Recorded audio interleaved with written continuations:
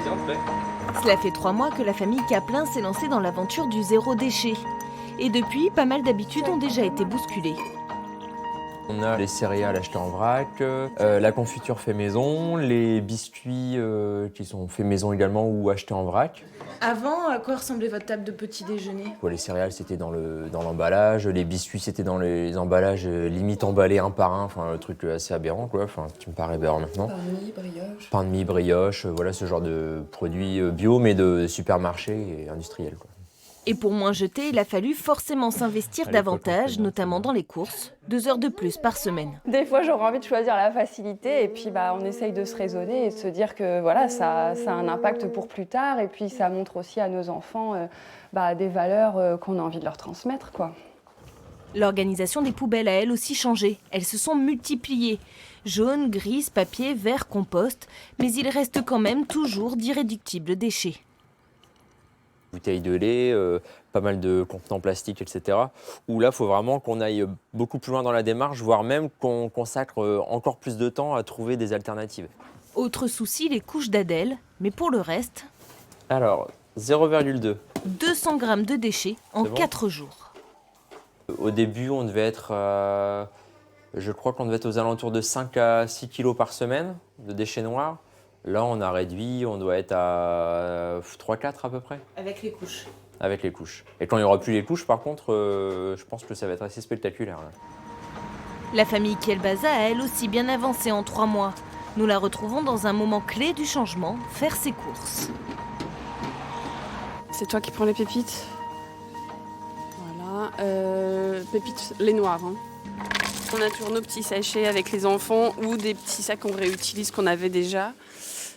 Les petits bocaux qu'on va faire peser. Et puis, on essaie au maximum d'avoir ça à portée de main tout le temps dans la voiture. Même quand je suis pas en course, comme ça, si jamais je dois m'arrêter, j'ai ce qu'il faut sous la main. Depuis le début du défi, la famille ne met pratiquement plus les pieds dans les hypermarchés. Ça vous prend beaucoup plus de temps? Non, parce que j'ai mon circuit. Si je veux emmener par exemple mon fils au sport, je sais que là je peux m'arrêter, acheter les pommes de terre, les œufs, le fromage, la viande. Pas plus de temps donc, mais par contre, il faut faire des sacrifices. On les fera ceux-là. Tu veux pas? Oui, c'est vrai, on va le faire. On peut les faire? Ouais. Parce que là, pourquoi? Il y a le papier à l'intérieur. À l'intérieur, il y a environ 3 paquets plastiques. 4 ou 5 sachets plastiques, donc bon, on va les laisser là, d'accord? Des fois, on cède, on ne peut pas faire autrement pour les enfants, mais eux, ils sont aussi dans la compétition, entre guillemets, donc ça leur pose pas plus de problèmes que ça. Se pose aussi évidemment la question du prix. Consommer en vrac coûte-t-il finalement plus cher?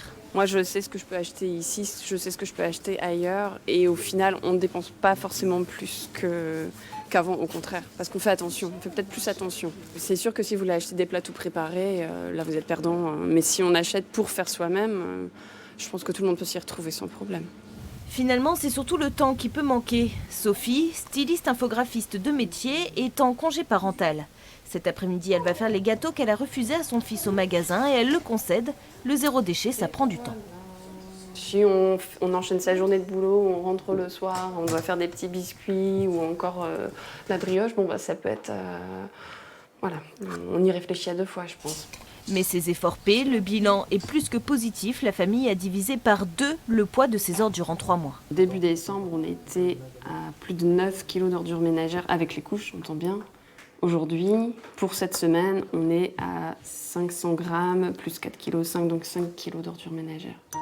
Un résultat impressionnant, mais sera-t-il stoppé par l'annonce du confinement moins d'1 mois plus tard?